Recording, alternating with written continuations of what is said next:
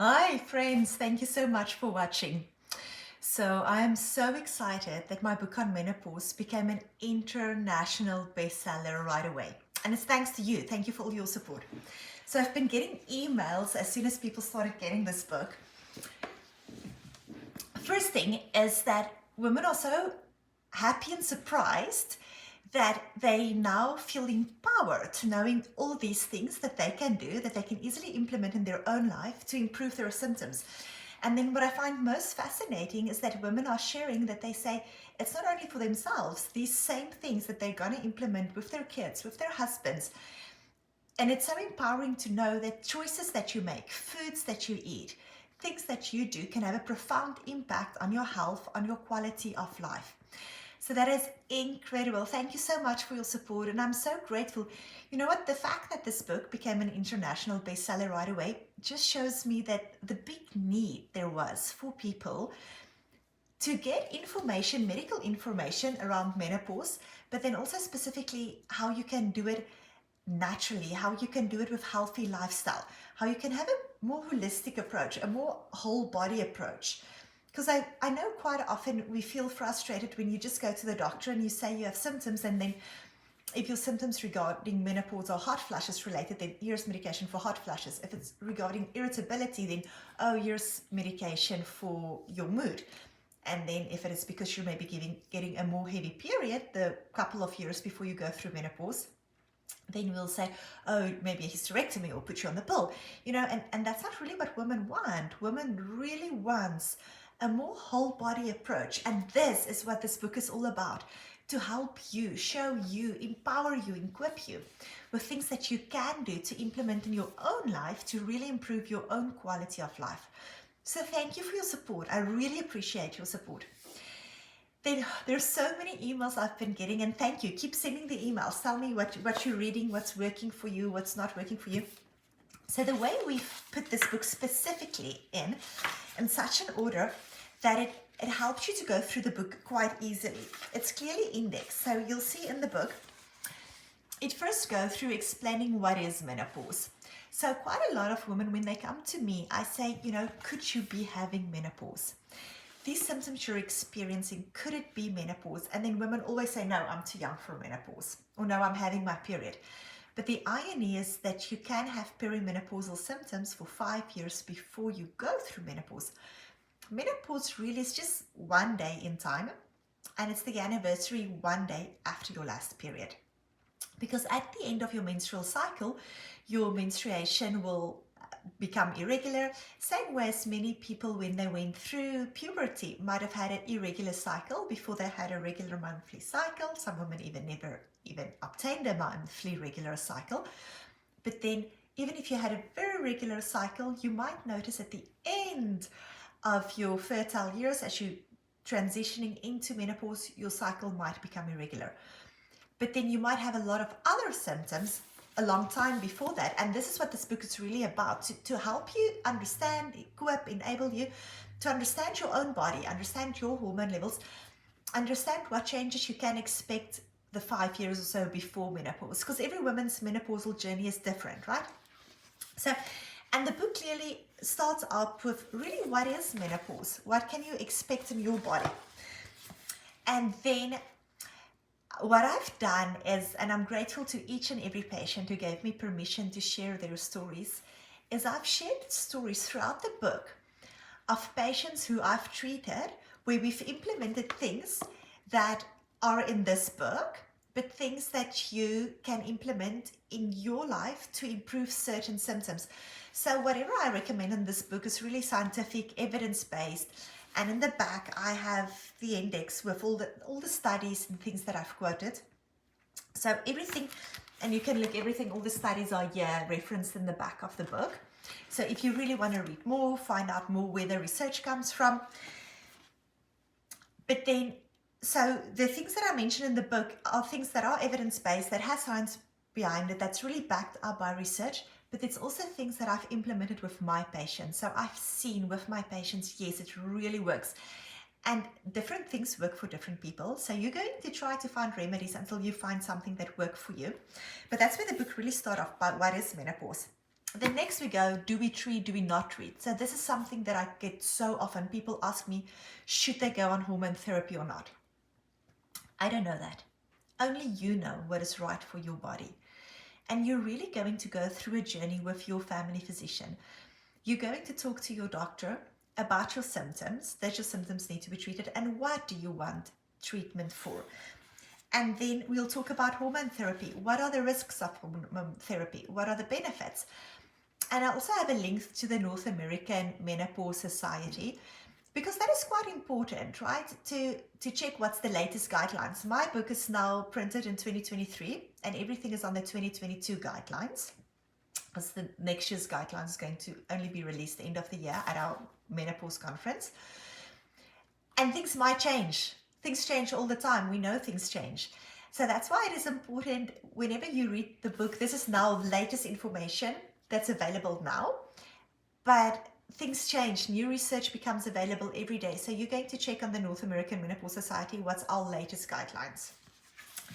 Then I'll really talk about hormone therapy to treat or not to treat. And even if your friend doesn't need treatment, it doesn't mean that you're not going to need treatment. You might need treatment. Or if your mom has gone on treatment, it doesn't necessarily mean that you need treatment. And there's different types of treatment, right? And then the next thing is we look at testing, hormone testing. So that is quite a big thing that people come to me, just test my hormone levels. But as doctors, we don't treat hormone levels. We treat people. So I'll never, when you come to my clinic and when you go to your doctor's not going to test your hormones and say, oh, your estrogen is low, let's give you estrogen. That's not how it works. Your doctor's really going to sit down and understand you. What are you experiencing? Because some people can have very low estrogen, but they have no symptoms from it. You know, then depending on who you are, they won't necessarily treat it unless your estrogen is low because you had a hysterectomy where we took your ovaries out at a young age. Then we'll say, oh, you know what, even if you do not have symptoms, we're going to give you estrogen to protect your heart health and to protect your bone health. But your doctor is going to discuss that with you. What's right for you is not going to be right for the next person. But all your options are written in this book. Then next, I'm explaining then in chapter 3 my whole body approach. What is my whole body approach? And this is going to be a game changer for you. This has been a game changer for each and every one of my patients to really understand you can't take your mood and your irritability and put it in a separate box and what you eat in a separate box, because what you eat directly influences your mood. It directly influences every cell in your body. How much you exercise, how much you move, how you get rid of stress, how you sleep at night, your quality of sleep. And that comes to the next chapter is mindfulness. And what that really is in chapter 4 is I just go through how to become aware of your body. I find it quite often as mums, we are so busy, we have so many things on the go, we have so many things to do, that we're not as in touch with what we feel, what our bodies experience. And that's critical for you to heal, to rewire, is to really become in touch, to set aside time every day to notice, what do you feel like? What are you experiencing? If you are having hot flushes, how bad are your hot flushes? If you feel suddenly lonely and depressed and irritated, to really sit down and journal and to say, how bad is it? How much do I need to do about it? Is it a fleeting emotion that comes and goes, or is it something that's severely impacting my quality of life? Next one, chapter 5 is movement and menopause. So this is a very big one. And movement looks different for every person. There's tons and tons of science and research showing us that you need to move. Movement looks different for different people, but you need to move. So I treat people, triathlon athletes. I'm a triathlon athlete myself. I competed in world championships, triathlon last year in 2022. In Montreal, I represented Canada. That was a wonderful opportunity. I represented Canada at the Triathlon World Championships. But then also throughout my life, I've run ultra marathons, I've ran marathons. I'm going to run the New York Marathon this year. So a lot of the people that I help are people who really do excessive exercise. So on the one hand, I have people coming to my clinic who are really not moving at all, and they're not realizing how little they move. So I'm encouraging them to move more, move more. But then I have other people who are moving too much. And especially when you go through menopause, these endurance activities are harder on your body. And when your body is going through a hard time and you are being stressed out, it's generally the time when we have to step back and look, what are we doing to improve our health? But when are we transitioning into stressing our body and harming our health with the amount of exercise we do? So that's quite interesting how your movement will start changing a little bit during menopause, where we really start focusing on strength, muscle building, because muscles will really improve your metabolism. If you can decrease your fat percentage and increase your muscle mass, your metabolism is going to increase. That's a big one. Big one is nutrition. Big one. You really are what you eat. Your metabolism changes during menopause. You have to eat in such a way to nourish your body, to help heal your body. So there is a whole chapter on nutrition in menopause. Next one is stress. We generally go through a stressful phase when we go through menopause. I have not met a patient who I've worked with through menopause that they did not have a tremendous amount of stress in her lives. It's a stressful time. It's usually when we're at the peak of our careers, but then also we typically have high school kids, you have aging parents you have to look after. So it's absolutely critical for your body to heal, to be in a good space, is to manage your stress very smartly and very actively.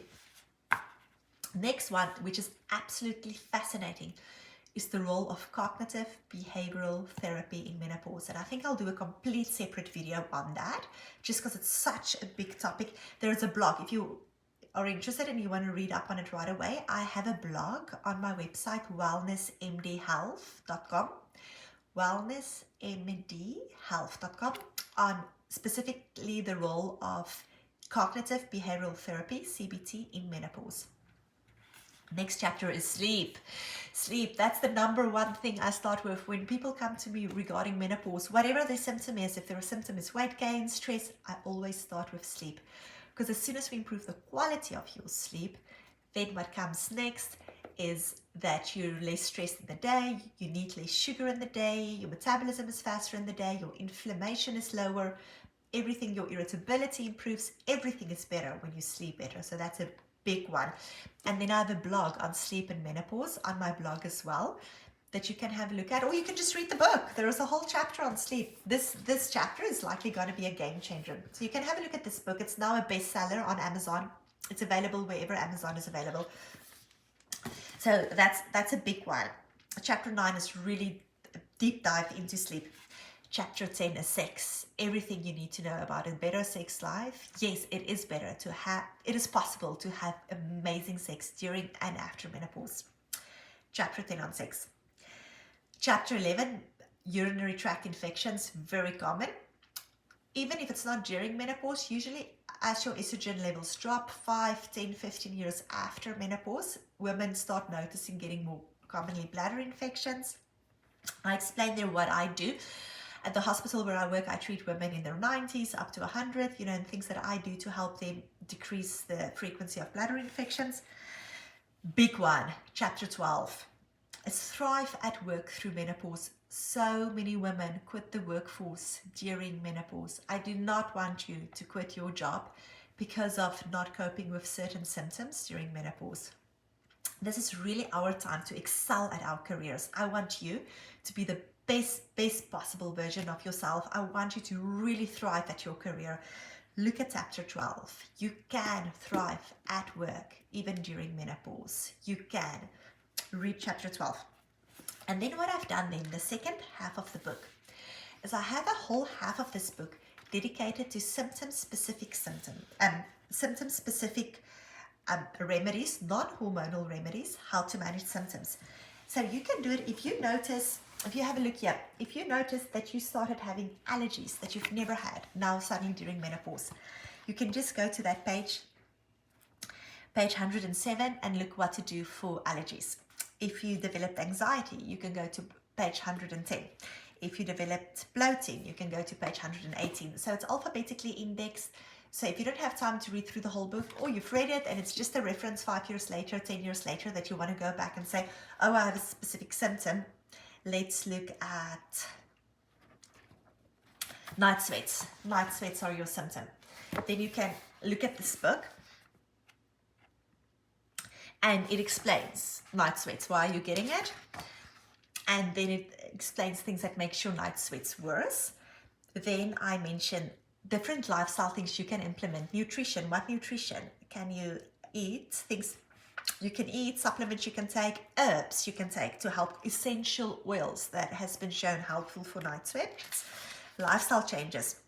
Under lifestyle changes, there is pajamas specifically that my clients use that are in Canada, and you can find something local that's similar, but specific pillowcases, pillows, nightgowns, sheets you can use, and I can put a link below for products in Canada. Cool Your Sweats is the company in Canada that a lot of my patients use, but look for something local, specifically pajamas designed for menopause.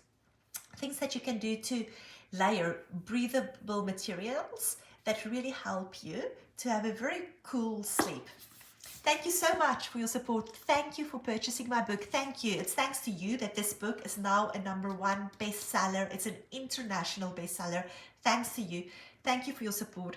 Share this with everyone you know. My goal is to make every woman, help every woman, equip and enable every woman to thrive through menopause. I don't want you to just survive. I don't want you to get by. I don't want you to dread it.